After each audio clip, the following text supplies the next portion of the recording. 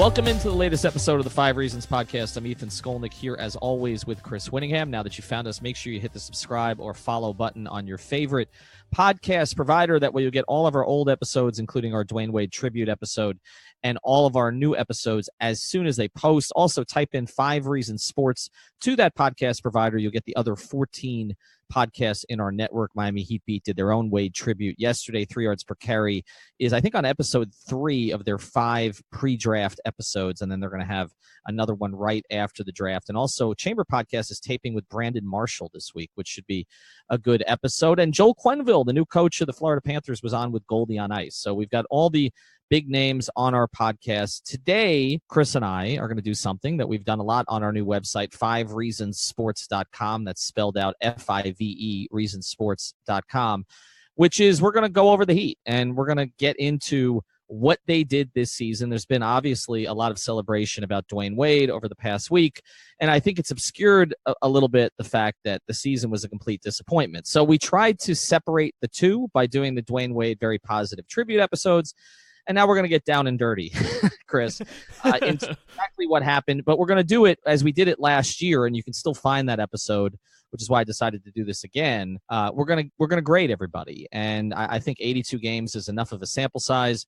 This team didn't make the playoffs in a weak conference, or at least a weak middle to bottom of the conference. And you know, we should be preparing for playoff episodes like we did last year. And somehow this team managed to finish behind teams that are not all that overwhelming, like Orlando, Brooklyn, Detroit, and even, you know, way behind an Indiana team that didn't have its best player for 2/3 of the season. So, Chris, let's start here. Before we get into the grades, we can do a couple minutes of sort of positivity. Your takeaway from the last 2 nights of Dwyane Wade. Yeah, I kind of find interesting that I think a lot of people were bracing to cry, and that they're like, oh, I'm going to cry.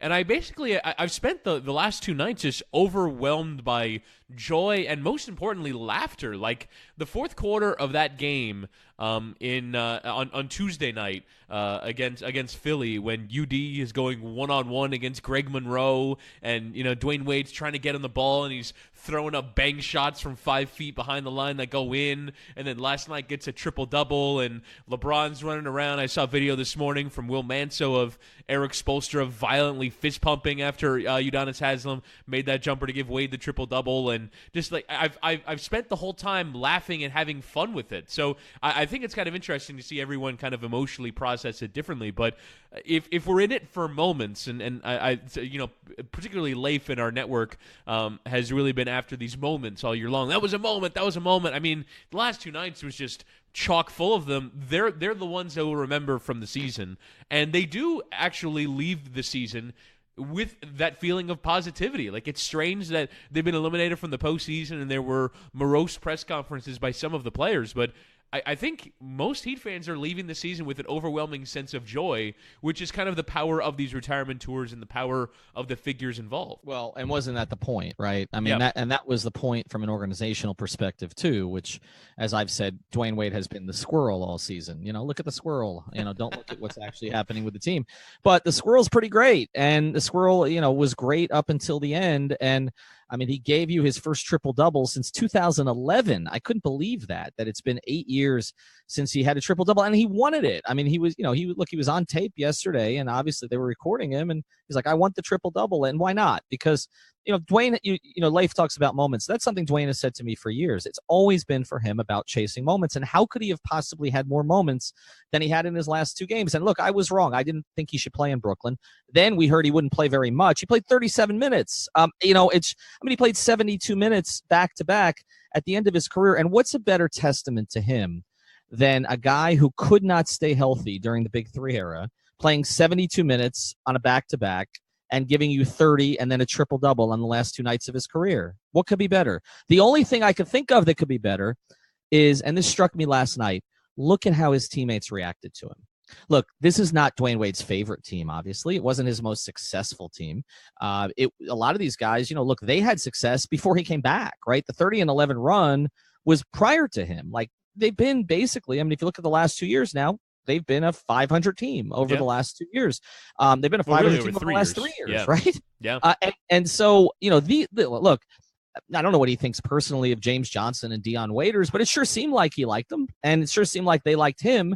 I mean, they're not Quentin Richardson to him, and they're not Darrell Wright to him, and they're not Udonis Haslem or Mike Miller or some of the guys that he got really close to over the years. But I will say this about Dwyane, and this is a testament I probably should have made to him on the podcast we did prior to his last home night. I've never heard a teammate say a bad thing about him. Never. 16 years. Like, I think there was some of that in Chicago. Yeah. Chicago and Cleveland, I would say. But here that didn't really happen. No, it did not happen. I never heard it. I would hear sometimes some of the role guys be like, yeah, there's rules for D and there's rules for everybody else, right? But never to the degree that, like, you would hear that in LA about Kobe, right? Right. Like, I mean, I'd hear it a little bit. And then when LeBron was here, it was, well, D kind of does the right thing. There's rules for LeBron and rules for everybody else. Like, and I think that's an incredible testament. Look at the reaction to him from young players that he never played with, but also to the guys on his team. Because, look, this had to be, and we're going to get into this had to be sort of a frustrating experience for a lot of his teammates this year, right? It was never about them. And Dwyane said that Tuesday night. He said this season was basically about me. It was never about them. It wasn't about them in training camp. It was about getting one of Dwyane's friends on the roster, right? It was about getting Jimmy Butler, who he exchanged a jersey with on Tuesday night. And it was about them getting traded. Not saying that Dwyane was trying to get them traded, but obviously, look, they wanted to make Dwyane's last year pretty special. It didn't turn out that way from a team perspective. Maybe Jimmy Butler would have made it that. I don't think it would have been a great long-term investment, but they'd probably be in the playoffs right now, right, if they make the Jimmy Butler trade. And so it's never been about them the whole year, and it would be very easy for them to get jealous and to say enough of this. And I never heard that in there. All I see is like legitimate love from people like Justice Winslow and Bam Adebayo and Derrick Jones Jr. And what also struck me Tuesday night was he gives a speech, and at the end he mentions Yante Maton, right? Yeah. Like, that's Dwyane. Like, I once asked him for a column I wrote for Bleacher how many teammates he had. He guessed under. He had like 79. He said 79. I think it was 93 at the time. It ended up being over 150, okay, because of the guys that he had in Cleveland and Chicago. And I bet you he remembers all their names. Like, that's Udonis does too. Like, I will admit, though, I was a little scared for him. Once he embarked on naming everyone, I was thinking, oh, boy, Duncan Robinson's got to be sweating right now. Oh, yeah, but he's got to be saying, oh, come on. Last lobs last night, Chris. I mean, this is Dwyane Wade's last game, and he's playing with a guy who's named after the two greatest stars in San Antonio Spurs history. It was just, it was surreal, and it's him, man. It's him in terms of there were always moments like every time he was counted out seasons before this, or go back to the Indiana series in 2012. I wish we'd gotten Crean on the podcast. We tried. He just got busy because obviously they were in the tournament. But he was there being interviewed last night. And then the other thing that struck me, Chris, before we kind of move on to this year's team, was that's the first time I've seen LeBron James smile in a long time. He looked like he was having so much fun. Like when the UD jumper went in and he's like running up and down the baseline with Paul and Anthony, like they looked like they were having such a ridiculous amount of fun. And the interview with Jason Jackson, right back to old times, the video bomb of Dwyane there at the end where he made the face that, our guys in our network, kind of made into a meme when he was here, when he scrunches up his face and smiles. Like, man, he never should have left, man. I know he won a championship. I know that the Heat were declining that last year and they'd gotten old. I know he was frustrated with Dwyane's knees. I know that his group, wasn't happy with some of Riley's rules. I know that, Savannah kind of wanted to get him out of here. There were a lot of reasons, okay, that he left. And I know he won a championship for Cleveland and that the general public will say that's more important than the two he won in Miami. I get all that. But man, did he have fun here. He had fun here. Harlem Shake, okay, all the other things that they did, them dressing up for Halloween and going to Nobu in the city, okay, all of them.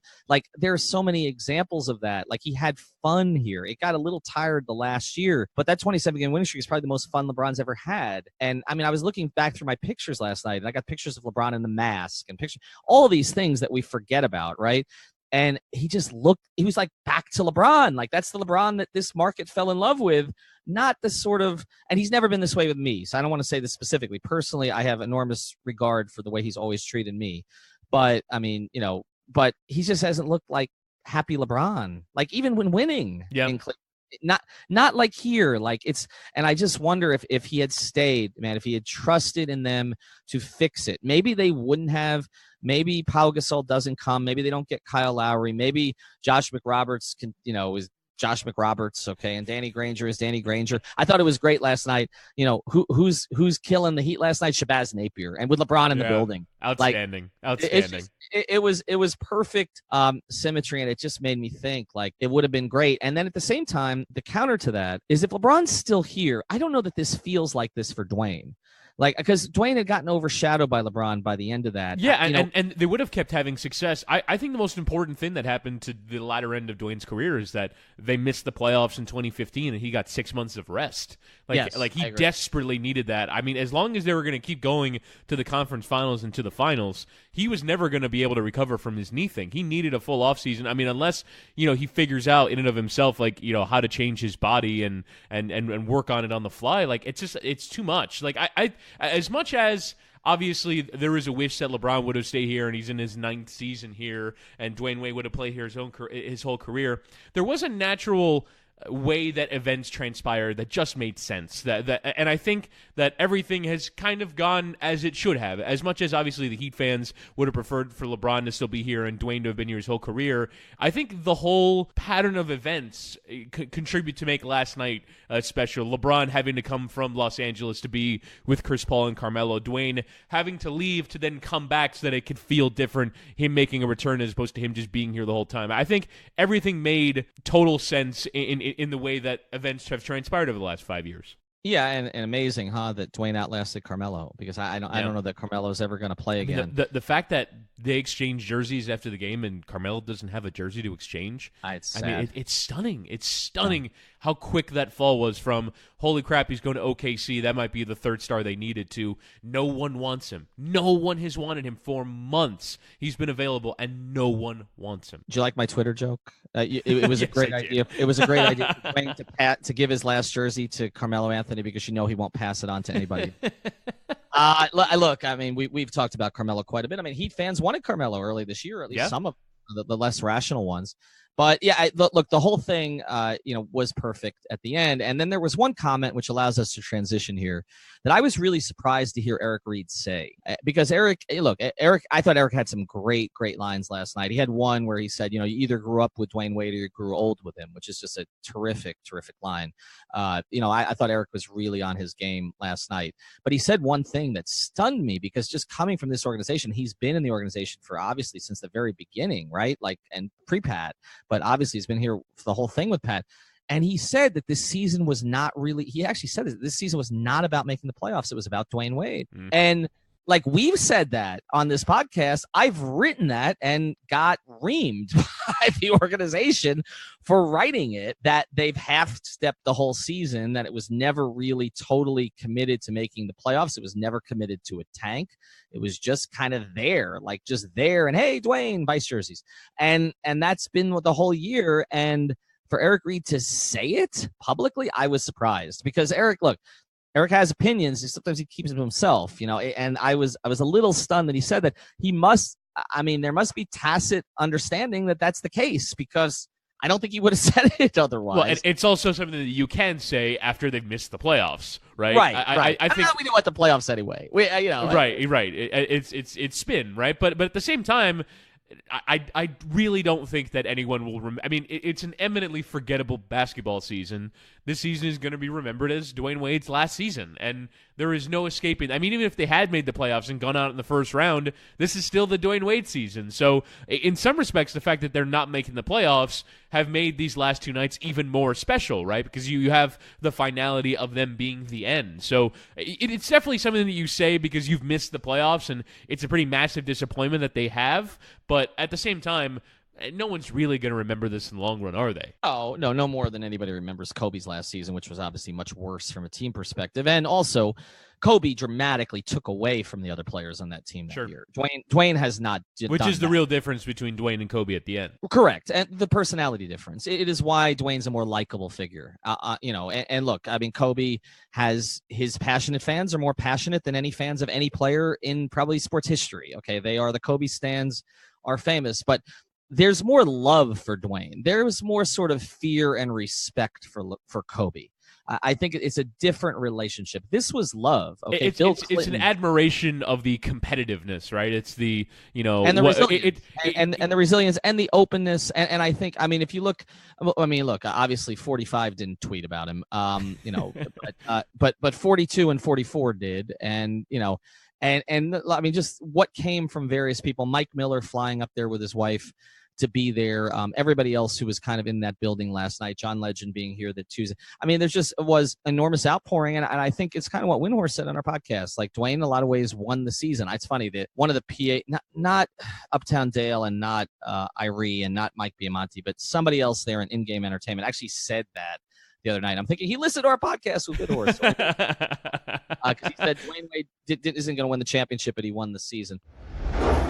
We'll get back to today's episode in a second, but first I want to tell you about one of our new sponsors here in the 5 Reasons Sports Network, and that is the attorneys at Seltzer-MayBerg. Find them at onecalllegal.com. That's O-N-E, calllegal.com, or actually call 855-5000-LAW-LAW. They handle cases including but not limited to car accidents, slip and falls, and any personal injury matters. Additionally, if you mention 5 Reasons, they will handle your traffic ticket for $44.99 with a new 15,000 square foot office opening on I-95 in North Miami. They will handle cases all over South Florida. Call now with 24/7 service for a free consultation. onecalllegal.com or 855-5000-LAW. The attorneys at Seltzer-MayBerg, a proud sponsor of the 5 Reasons Sports Network.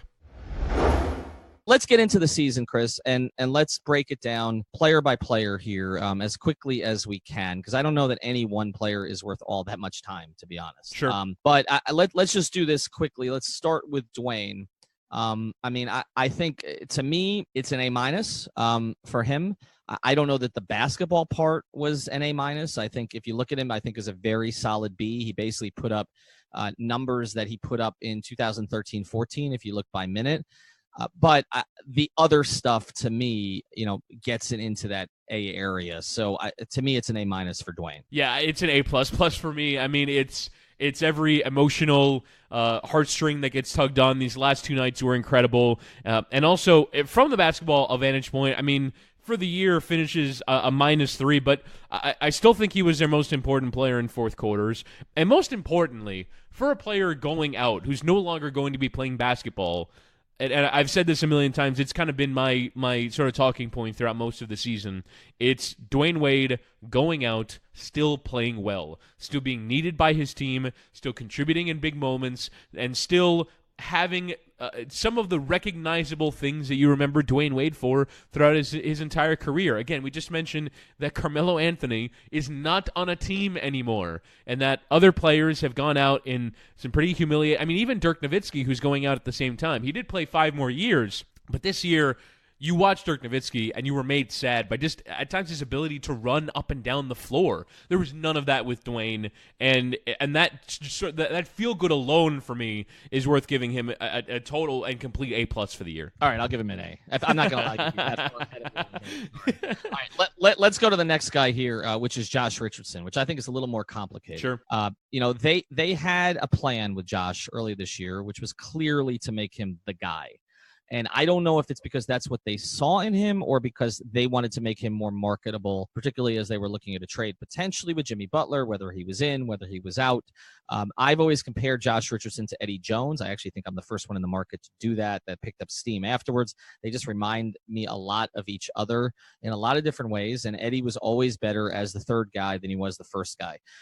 You look at Josh's final numbers. He led the team in scoring, 16.6. He shot 35.7% from 3, which is very solid. 41.2% overall, which could use a bit of a bump. Was good from the line.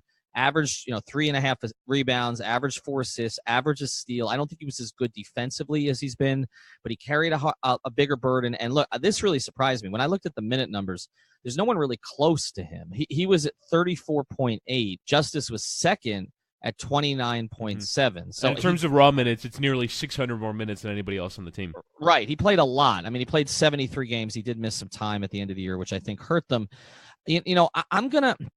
I'm going to give him a B, Chris. I think what Josh's season was illuminating, because I think now we've gotten to the point where we kind of know what he is.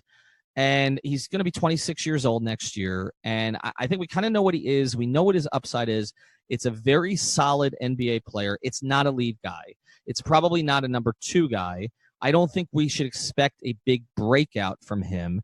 But I think if he's this player for the rest of his career, he'll be a very valuable guy for them. So because of the tail off, because in terms of his shooting percentage, and as the season went on a little bit defensively, I think I have to max him out at a B. Yeah, I'm going to give him a C+, which might seem harsh, but I think, again, particularly for what he was set out to do from the beginning of the year, which is be a lead man. Guy who's taken, I mean, look at the opening box scores. I mean, multiple games of 20-plus shots. And then as the year goes on, I mean, you look at his December numbers, his January numbers, his March numbers, all under 40% from the floor, struggling from 3 at times. And I think, to me, the thing that's most concerning going forward from him is that he's been a terrible fourth-quarter player. I mean, all kinds of mistakes, all kinds of turnovers and bad shots, and he has had decent moments in the clutch, but for the most part, is not a player that you can really trust at the end of games. So from what was set out, this was kind of meant to be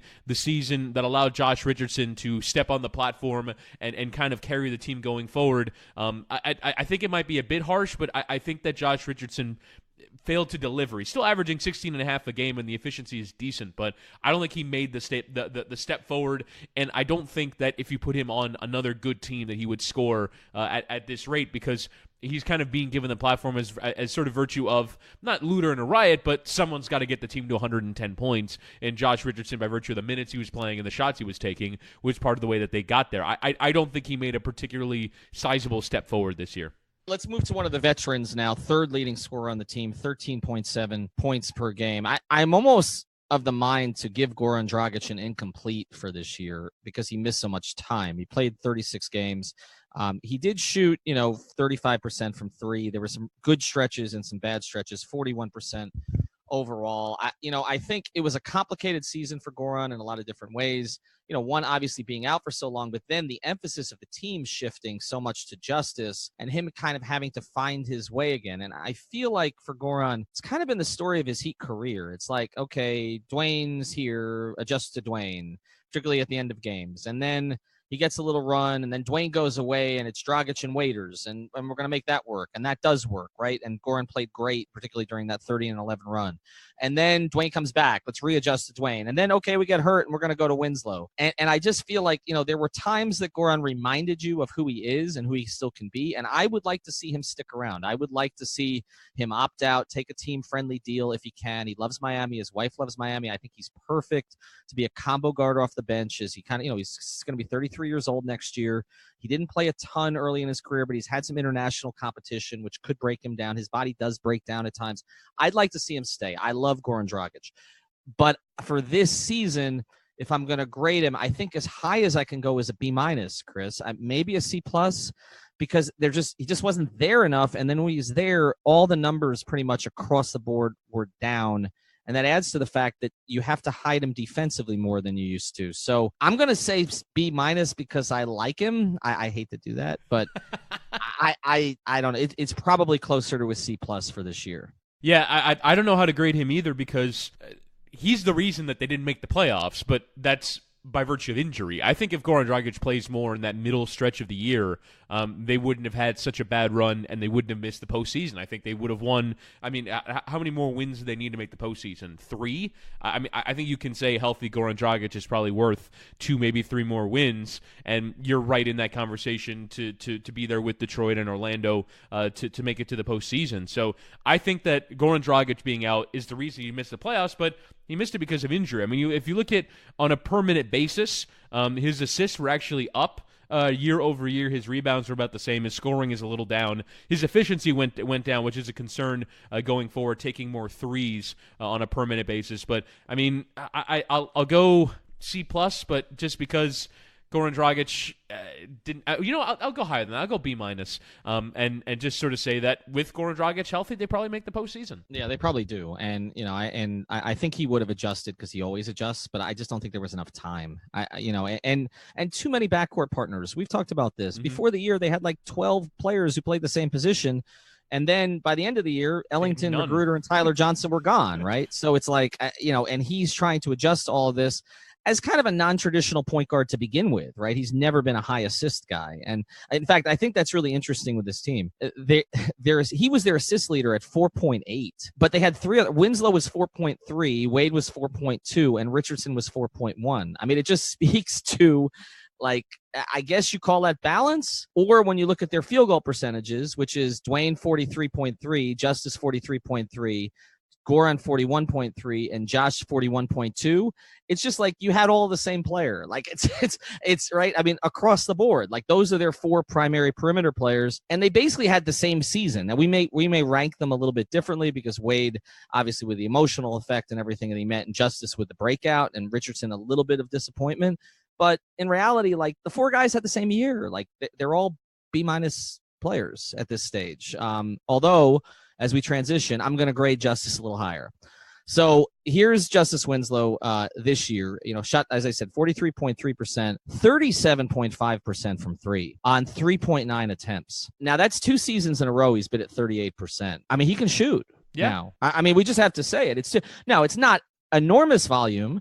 But it's enough to prove that it's not fluky, though. Correct. And look, I mean, he averaged, other guys, I mean, he averaged the same amount of 3-point attempts per game as Kelly Olynyk, who is known for 3-point shooting, and he shot a better rate. Kelly shot 35.3%.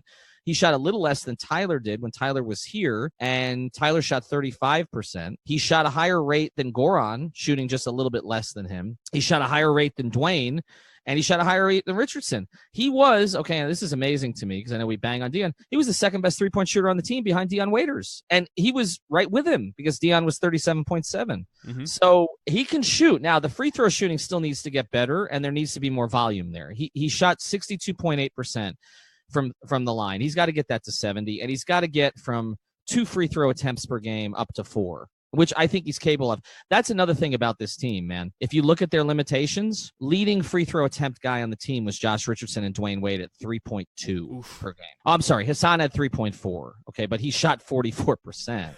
So it's like they didn't get cheap points, right? Like they don't have anybody capable of getting them cheap points. I mean, this is where all the limitations, and this is where we'll get to Riley and Spoelstra later on.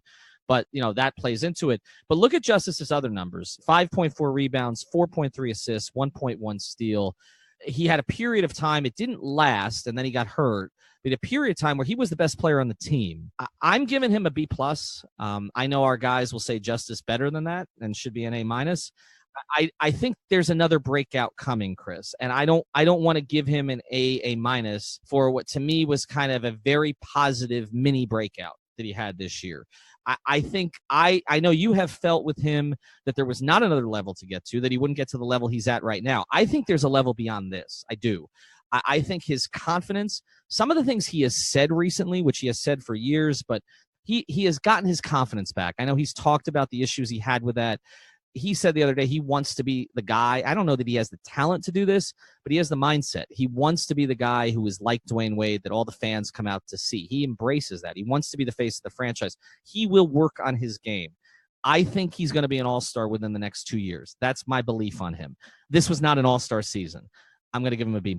I will give him the same grade, although I will kind of do so from a bit more negative of a standpoint.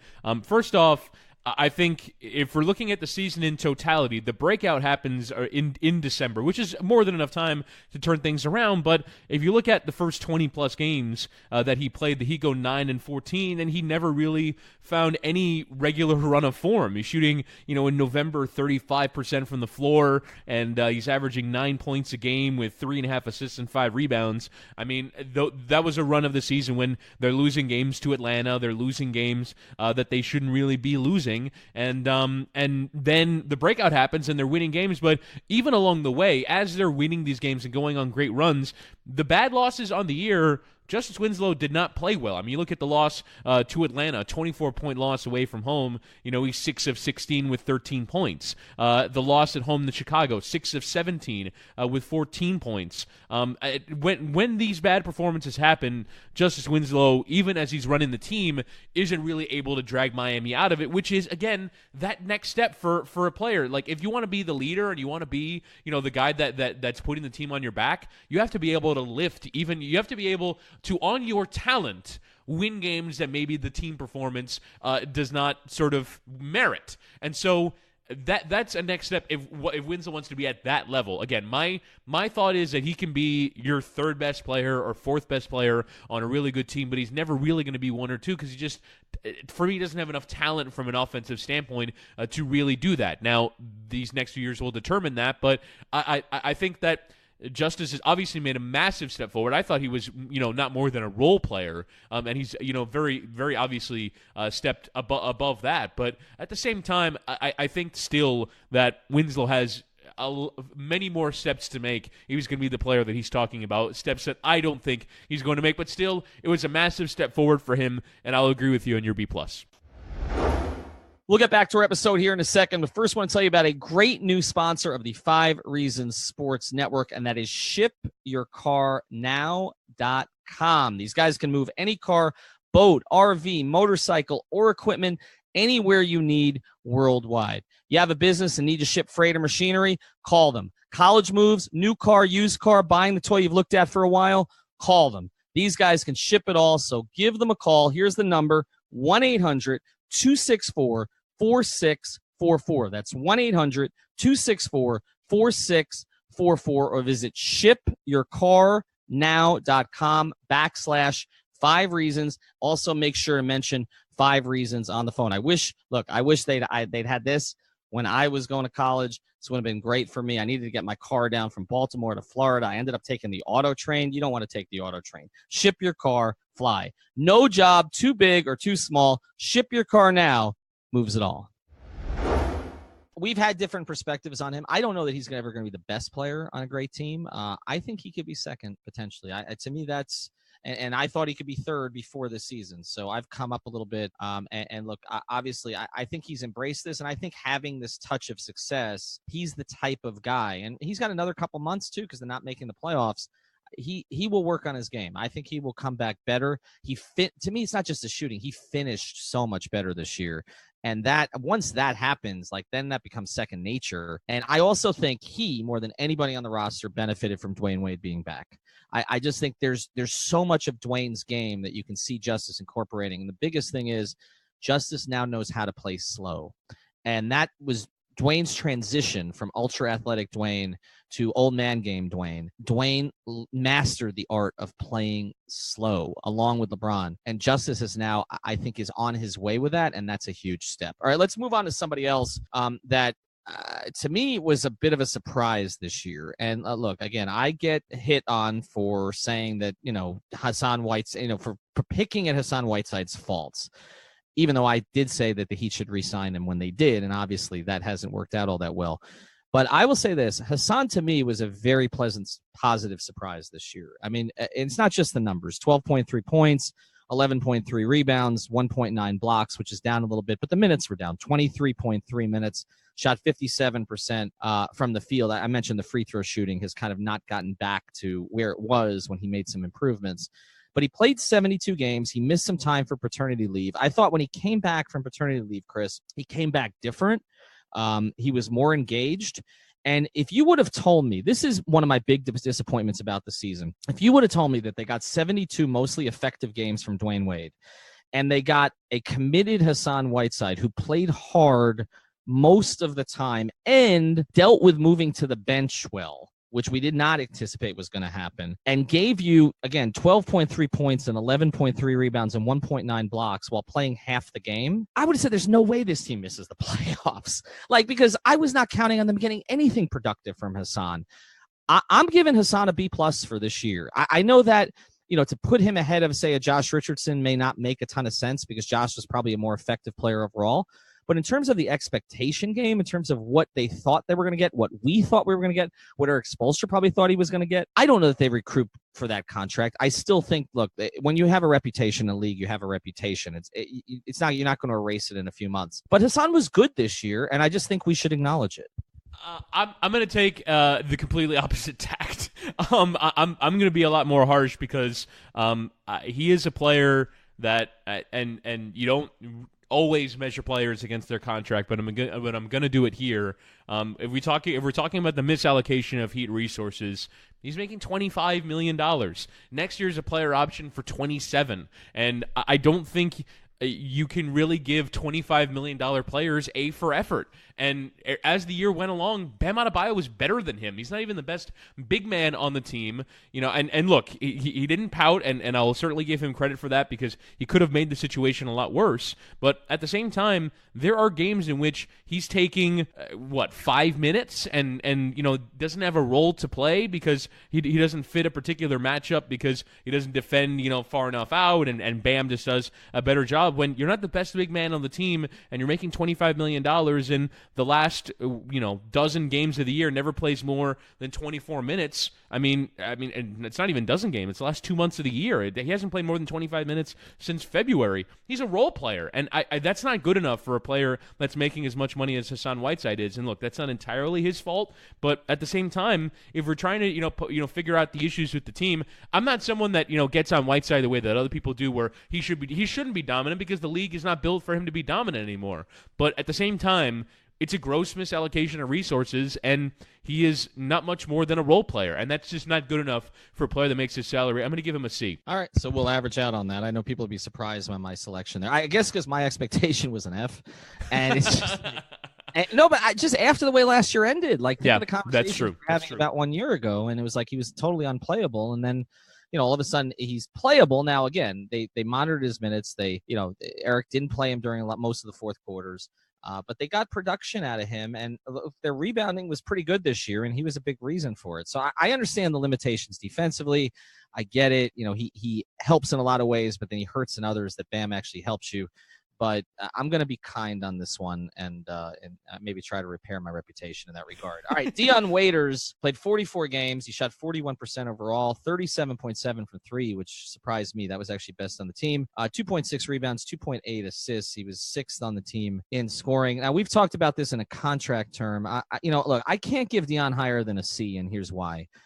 It's just to me, it's an availability thing at this point, and it's also. And I know I'm being a little hypocritical here because I just said, gave Hassan positive grades when this is an issue for Dwyane too. But he just doesn't seem to make them better when he's playing. Like he'll have a little spree, but then that'll cause him to take a bunch of bad shots. And even during the end of the season, where I know Richardson was out, Winslow was out, and they needed Dwyane a little bit more, and he's chucking 12 threes a game. And I'm not making that up. That's what he was taking. For like a 7-game stretch, and he was making them at a pretty decent clip, and so fans were like, why are you getting him on him for this? But it just never looks right. It just never looks right. They're not in rhythm.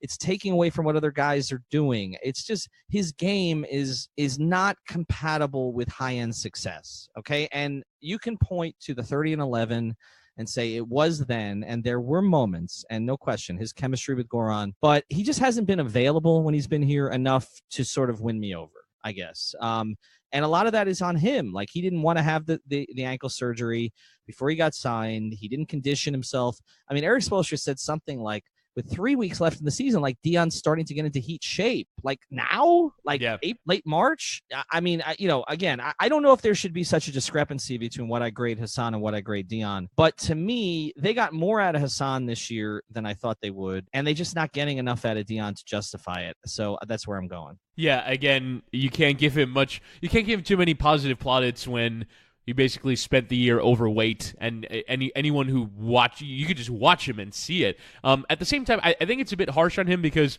I imagine it's pretty hard to work out at that level with a pretty significant foot injury. But at the same time, I mean, it's unprofessional for a basketball player to be out of shape. And so hopefully he'll come back next year in much better shape. And also, again, the contract thing.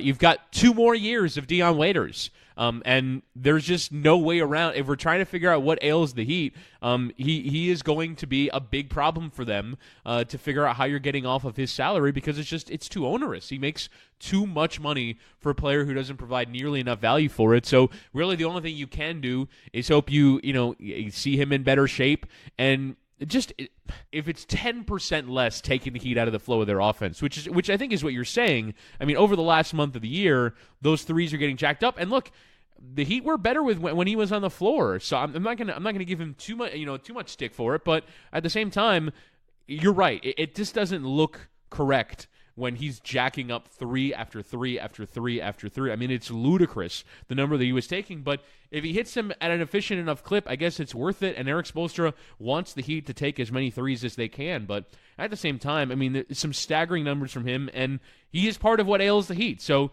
C- for me. It was different when Wayne Ellington was taking that number of threes because those are possessions that are being run for him.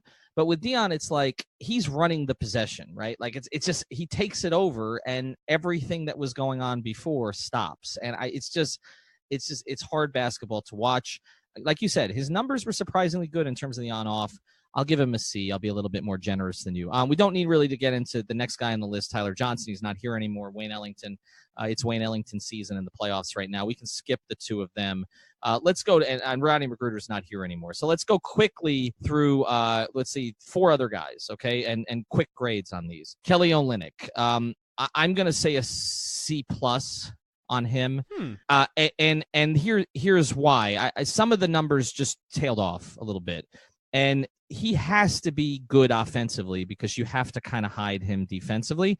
I don't think a lot of it was his fault. I think his January was largely the team's fault. The fact that he was averaging 16 minutes a game, they were trying to suppress his minutes. It was pretty clear.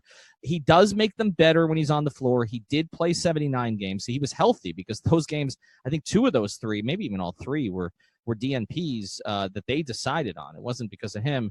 But look, he doesn't rebound enough and defend enough if he's going to shoot 35% from 3. I mean, it sounds like a small thing, but he needs to be closer to 37, 38, a little bit more consistent there. I like Kelly Olynyk as a player. I don't have a problem with the contract. I think they should figure out a way to make it work better with him with some of the dribble handoff stuff that they were doing before in a little bit more volume. But I'm gonna say C+, and then I'm gonna kick myself because I prefer Olynyk to Whiteside as a player, but I just graded Whiteside higher. But again, everything with me is kind of relative to expectations. Sure. And Kelly didn't. He was a little bit worse than he was the year before, and I think to me that's enough to kind of grade it down from maybe B- to C+.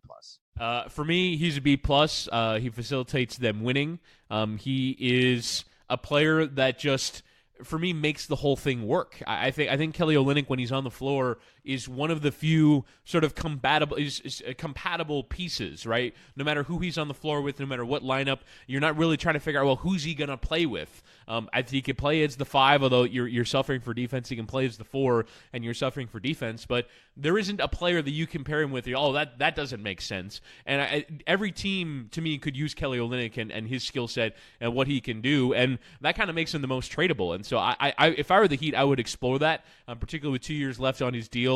Try and figure out if there's a team that can look at Kelly Olynyk and say that's the kind of player that we need. To me, he'd be perfect on Golden State. I think he makes total sense playing with that team and sort of going into the flow of things. And I think he can fit into most teams in the league, and he helps Miami win. And I think they were unfair to him, both in terms of the role that he's being asked to play with, being the 3rd big on this team. I think, he could probably do more with the 2nd big role. And then the fact that his minutes are being jerked around because they're trying to get under the luxury tax. I think Kelly Olynyk had a right to be cynical about the way that he was being approached by this Heat team and the way that his minutes are being approached by this Heat team. And so I can understand some slip-ups in other areas, but for me, he's a B+ player. Yeah, maybe I'm being unkind. All right, I'll grade him up to a B-. Why not? You convinced me. All right, let's go to Bam Adebayo. And here's the thing that sticks out with Bam. 82 games.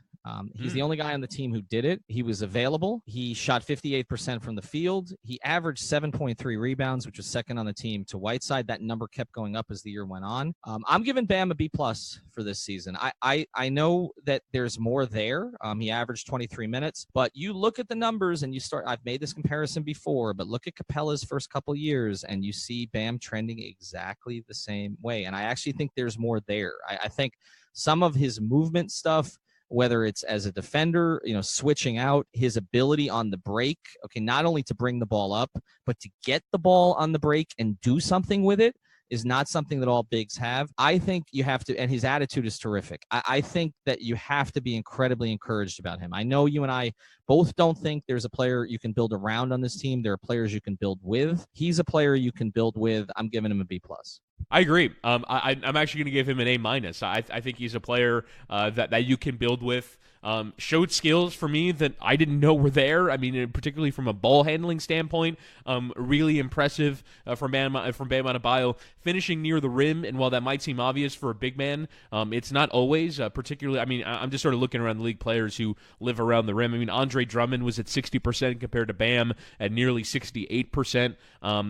Clint Capella's in that territory. Gobert, Harrell, he's an elite finisher near the rim, and you can also see teams hunting out how to get Bam Adebayo the ball near the rim, and that's actually something that his teammates need to learn from Dwyane Wade, because Dwyane Wade did that with him quite a bit. So I think Bam, just in terms of what he's developed into, his development is going very well, and also from where they took him. I remember on draft night, I forget who I was listening to. It was one of the draft analysts on ESPN Radio, and I was really talking myself into Bam after listening to the analysis. I remember there was some wait, we have Whiteside, we have Olynyk. This is precisely why, particularly when you're picking at 13, you don't worry about need, you just worry about how it works. And look, it hasn't always been comfortable with Whiteside and with Olynyk, but that was a great draft pick, and his development is well on his way to being a Clint Capella type, being a big that fits in the modern NBA, can defend out to the perimeter as well. I really like what Bam is becoming. A- for me. And at the same time, I don't think he's a build around player. I think he's a build with player, but that's difficult to find at times. I think the Heat have found their 2019 NBA big in Bam Adebayo. Yeah, no, I'm a big fan of his, and I his work ethic's terrific, and I just think he'll come back. He's going to get better. There's no question, and I would not move him. To me, I would be more inclined, and I'm not a fan of moving Justice, you know that, but Bam's the untouchable on this team. I just think it's harder to find the modern big, than it is to find kind of what Justice does. And, I think once they settle on a position with Justice, I may feel differently, because I do think some of his early struggles early in the year is because they were still playing him out of position. But I'm very big on Bam's future. All right, two guys real quick here. James Johnson to me is a D. I just think, we're putting things in the context of contracts, Chris. $15 million, maybe it's not his fault. I know it's taken him a while to get back into the kind of shape. I know he gives effort, but I mean, you're just not better with him on the floor. Like, before they traded Ellington, like, it was basically James Johnson and Ellington who had, your numbers crashed when they played, and they kept playing him. They kept playing him with Magruder as starting forwards all year long, or for most of the season, and he just doesn't make you better. I know we saw flashes of it in 16, 17, and there was a period of time there, particularly when they put him in the starting lineup late in the year. He played really well. You could do a lot of things with him. His skill sets they have on this team already. He had some moments down the stretch. He's playing big minutes against Toronto at the end. He made a 3, but it's nothing personal. It's a problem contract. And to me, it's a problem contract. And unlike Whiteside, where you got 72 games there and you got, 11.3 rebounds, James Johnson averaged 3.2 rebounds this year in 21 minutes. And he was the starting power forward for a lot of the year. I mean, he started 33 games. That's not insignificant. He's playing a position where you got to be able to grab rebounds, and he doesn't. And so to me, he's a situational player. He's what Toronto was using him as before he came to Miami, which was, remember, during that playoff series in 15-16, he was out of their rotation. But he played situational minutes, like, against wings, and he played, I remember, against LeBron that next series because he had value against LeBron. But you're paying $15 million for basically a utility infielder. Like, it's not good. It's a D. Yeah, and I mean, you look at actually his career averages, they're almost exactly in line with his career averages, and that's sort of the point of what happened in 2017 is all these guys played above their heads for a 3-month period, and the Heat rewarded them as if this was who they are now, and that the Heat were going to be a team that can win a lot of games with these players as the core of it. And it's just a shockingly terrible idea. It is so bad to have thought that in 2017. Those wins were so corrosive for their perceptions of themselves, and I think you're seeing the ill effects of it, and James Johnson kind of embodies that. And again, next year makes $15.3 million. The year after makes $16 million. It's just a complete train wreck. And I don't think, and I feel bad for James Johnson because, again, not a bad guy, not someone, who's, culturally corrosive or anything like that. Just it's a bad contract to have. And I think it only gets worse from here because he's going to be 32 next year. He was kind of a mediocre player at, in his prime years. Now he's getting older. He's coming off a significant sports hernia surgery that kind of limited him this year. I don't know if he's ever going to really be that peak physical specimen he was in 2017. And now he's getting older and that contract's getting more expensive. It's just a complete disaster. Yeah, D may be kind here, but I'll try to be kind. All right, let's go to the last guy. By the way, Udonis Haslem, A. We don't have to talk about him. B+. How many minutes did he finish with, by the way? Because he went into the last two games having only played 32 minutes for the year. He played. He ended up with 74. So he ended up with 74. He played 42 his last two nights. That's funny. It's not about the numbers. It's about the fact that he signed my daughter's UD jersey. Do you keep him? I mean, my question is forever. Forever. He outlast everybody. I love you. I just wish he had announced he was retiring so we could have celebrated him.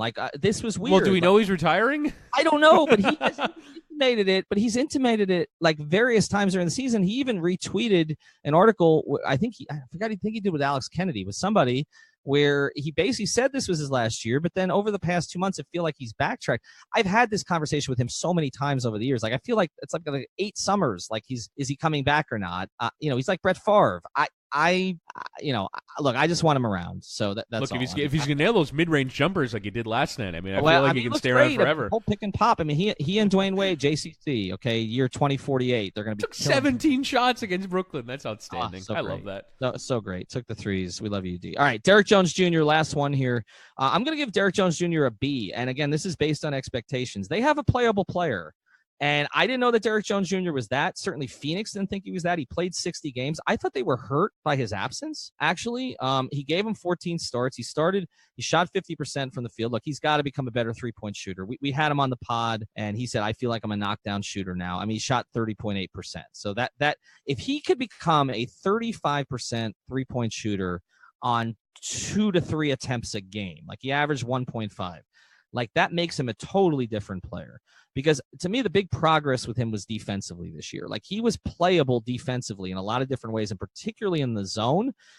He's not at the level of their other three, but he's also, he's a lot younger than Josh. I mean, he's 4 years younger than Josh. I was very pleased with what Derrick Jones Jr. provided this year. I'm going to give him a B. I'm going to give him an A.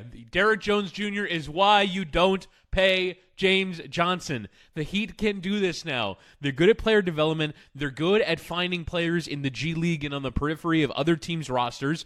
Derrick Jones Jr. turned, as you said, into a rotation player. By the way, also responsible for 95% of the Heat's on-court highlights this year in terms of if you're doing a season montage, Derrick Jones Jr. dunks might be one of the reasons you turned on your television to watch Heat games this year, why you might continue to turn games on. And the Heat have found another player. They just keep doing this. They find players. This is what they're good at now as an organization, and now they just have to pair them with the stars because Derrick Jones Jr. is exactly the kind of play. Can you imagine if they found Derrick Jones Jr. in the middle of the Big Three Heat era and you just threw him in there and he could have played, or if they had found Rodney Magruder in the Big Three Heat era, or I mean, on and on and on and on. Oh my God! Well, LeBron from Mario might have killed him, but taking LeBron.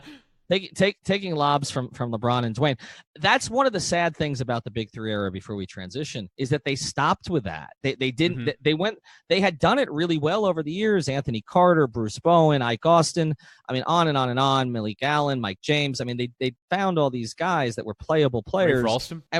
Tons of them, all of them. There were 15 guys. Udonis Haslem, right? Joel Anthony. They kept finding these guys, and then during the Big Three era, it completely stopped. They did no development, and they didn't have draft picks. And maybe it's because they thought that those guys wouldn't be ready to play with the Big Three, particularly with LeBron. But yeah, Norris Cole did. I mean, well, but Norris they had to draft, right? They had to trade. No, but I mean, he's a late first-round draft pick that they turned into a playable player. They stopped, and they tried with Terrell Harris. They tried with Mikal Gladys. Those guys were not at the level. It really was, and this is not surprising that Pat Riley, has basically said we're going to be an all veterans organization instead of using that last roster spot on one of these young players. I'm going to go try and see if Greg Oden can turn into something again because he has experience. the obvious one, the one that stands out is Eddie House over Patrick Beverley. Mm-hmm. Right. Yeah. Because Patrick Beverley, they wouldn't have had to draft Norris Cole. Like if they could have used that draft pick on Draymond Green. Okay. Yep. I mean, a lot of things are different. What if Beverley and Draymond Green are on that roster with the big three? First off, can you imagine those two personalities in the same locker room? Oh my God. Would have been so great. Would have been Beverly Draymond with LeBron would have been fantastic. Oh my God. But Beverly would have been a perfect, as a defensive point guard off the bench, and he's supersized Chalmers, right? Patrick Beverly.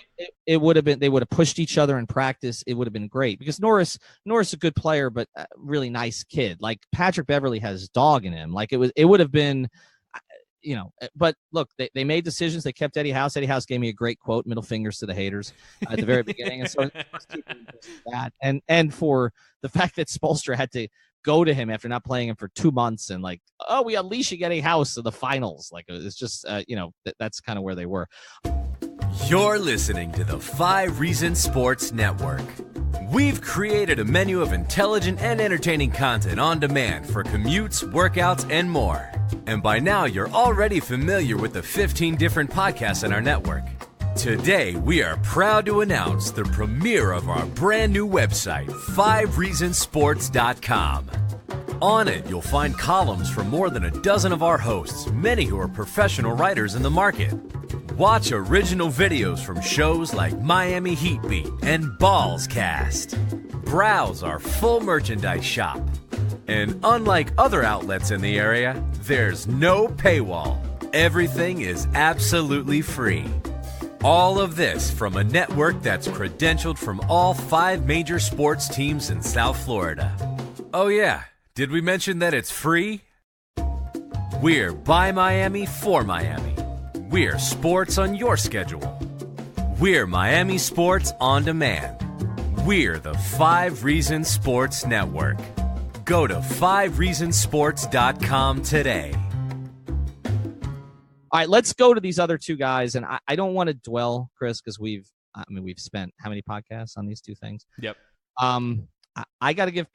This is not a career achievement award.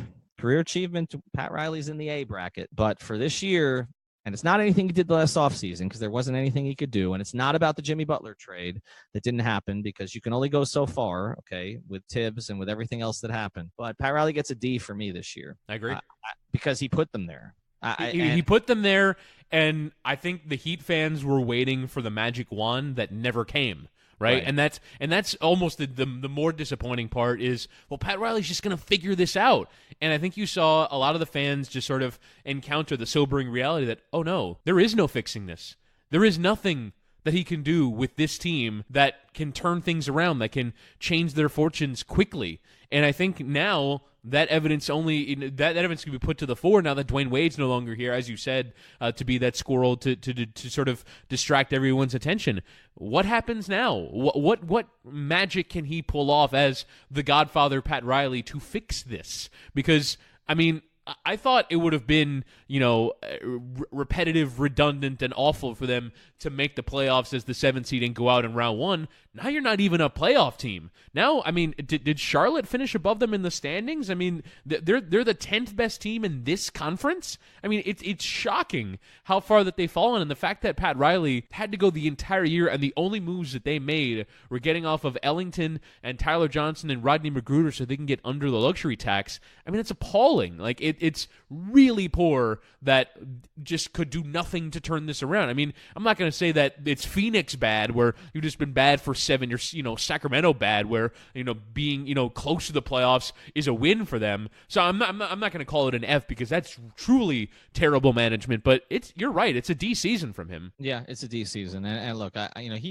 he needs to, over this next week, and there's going to be an end-of-year thing. It may even be as soon as this Friday. I'm expecting it'll be Monday. He needs to come clean on it. Just say, look, and not worry about offending the guys on his roster. Just look, we're going to fix this. We have a plan. He's got to be very explicit with his plan. Like I said, one last dance is over, okay? This is one last chance for this front office. Nobody should be fired. Nobody should be reassigned. Nobody should be retired, okay? They deserve another run at this. But I guess my question is, what's his lifeline? To me, his lifeline is Hassan Whiteside opting out. That's the only thing that can happen. And Goran Dragic too. You don't think they tried to do that by starting Bam the second half of the season? Like, I reported that Hassan, it said he's considering it. I mean, his agent's got to tell him, no. But yeah, I mean, if that's his only lifeline, is an Anthony Carter type mistake. Yeah, his right, and his agent his agent's not going to. I can just tell you, his agent's going to protect him in that regard. So we'll see where it goes, but yeah, it wasn't great. All right, final one here, and I know there's a lot of debate, not just outside our network, but surprisingly inside our network, Chris.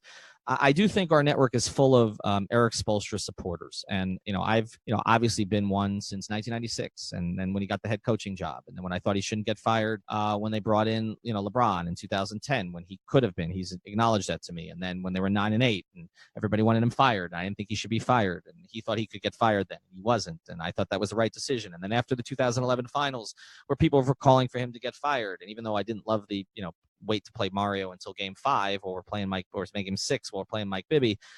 I get it. It was about LeBron more than it was about that or anything else. And so I've always supported Erik Spoelstra. I think he's an elite coach. I do. I think this was, and I may be generous here, I think it was a C- season for him. I don't think, again, it was all his fault. I've outlined the excuses.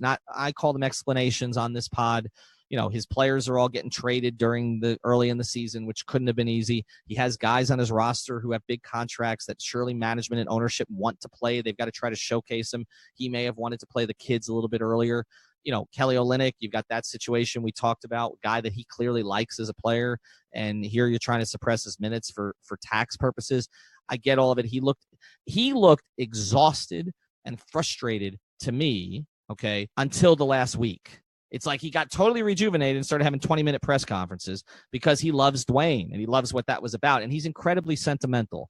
Like, Erik Spoelstra is a very sentimental person. I can speak to this personally. He may not be, always so comfortable with human interaction in some ways. Players will talk to you about that. He's non-confrontational, like to the nth degree. But he is a sentimental person. And he was sentimental about Dwyane, and he was happy about the Dwyane thing.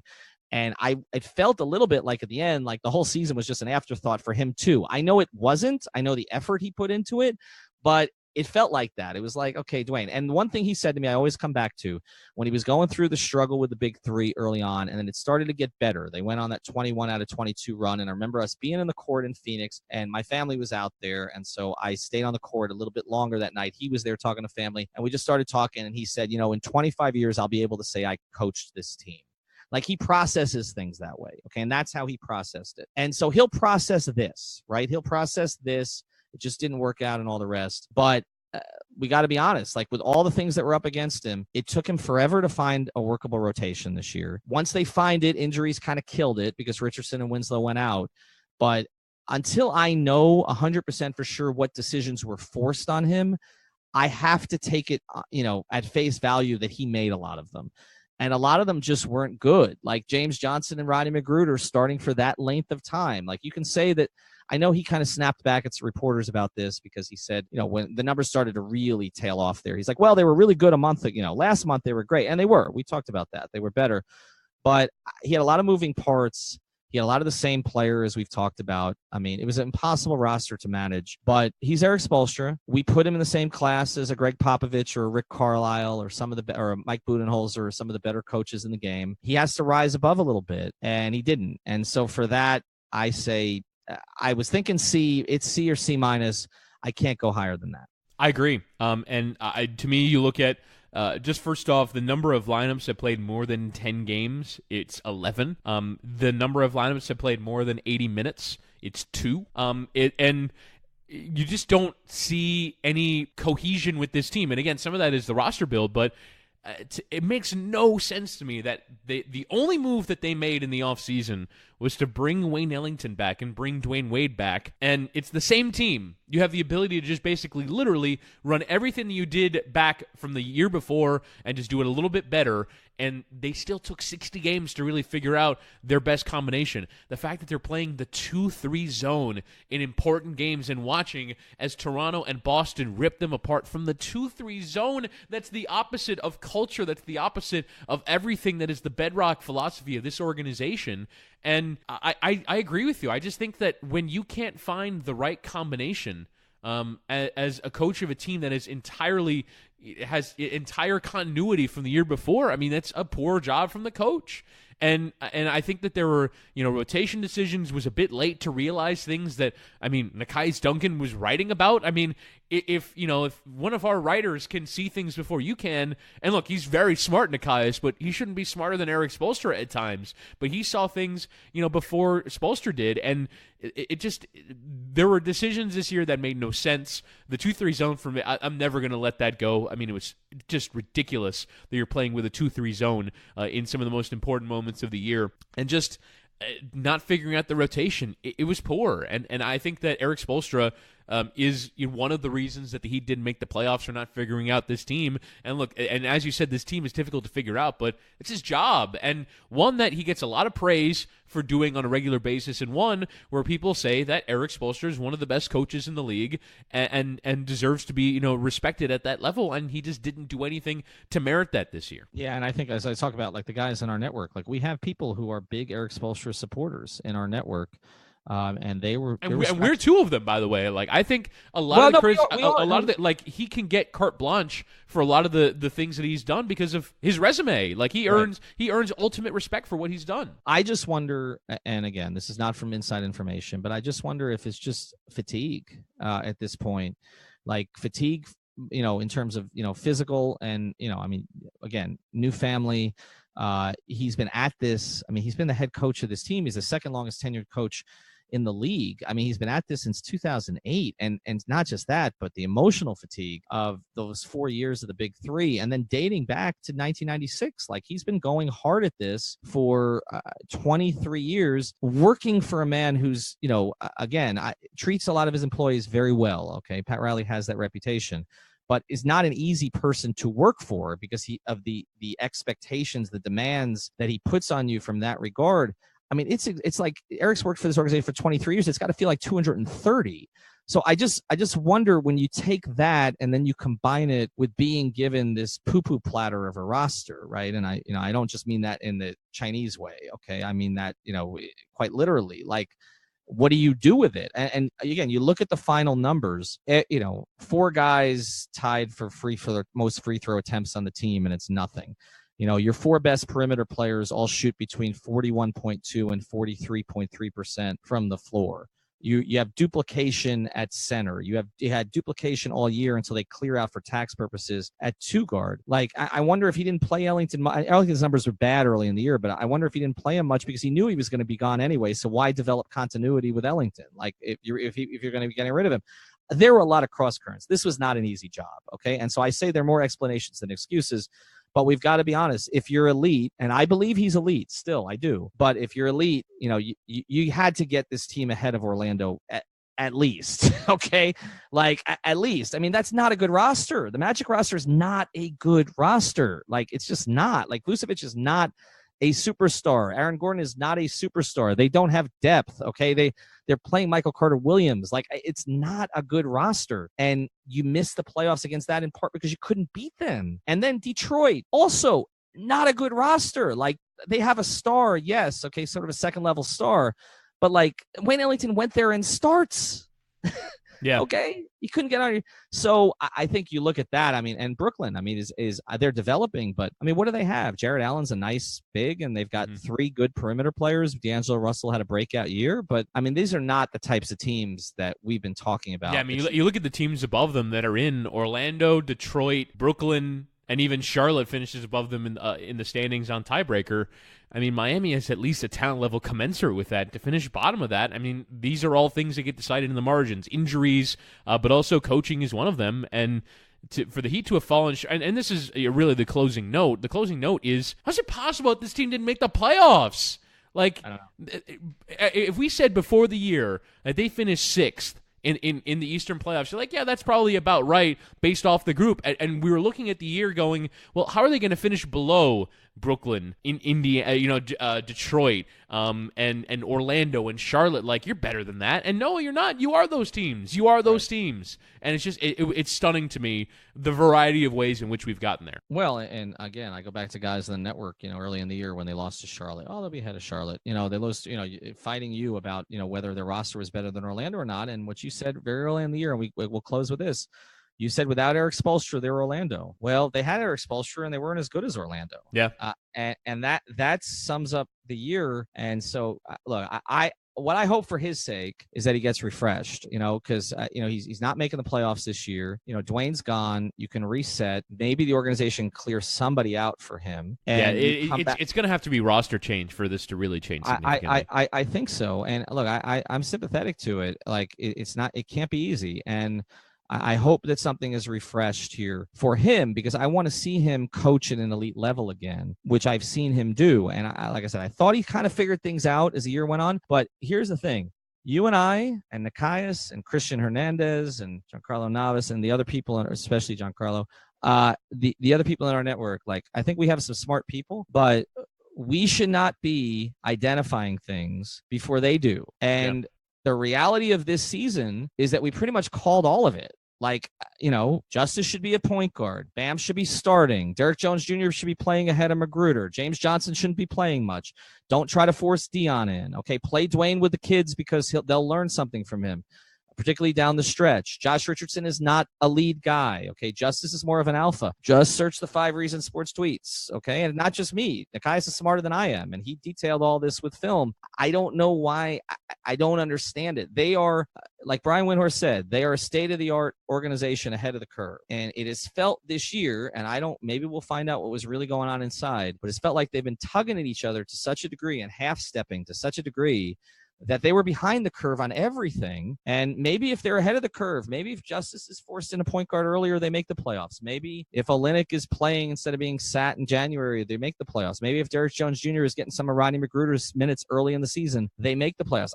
There are enough. You're only, like you said, it's 2 or 3 games against bad teams, and it didn't happen. And that's frustrating. And this comes from, I want to finish with this because maybe we'll probably do a pod about Riley's press conference.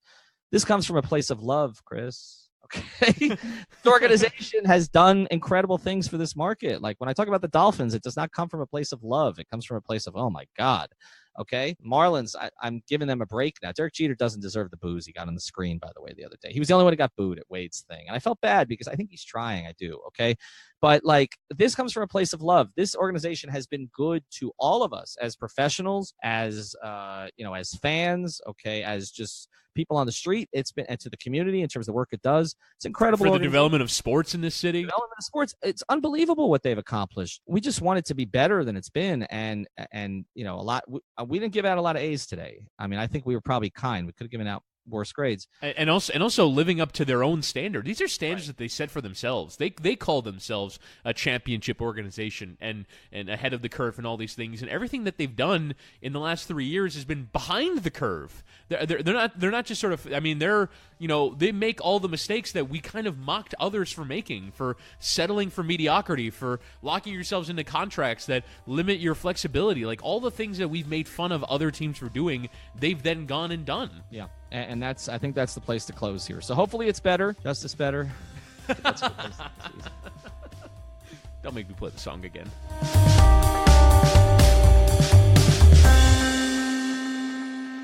Thank you for listening to the 5 Ringer Podcast. Thank you so much.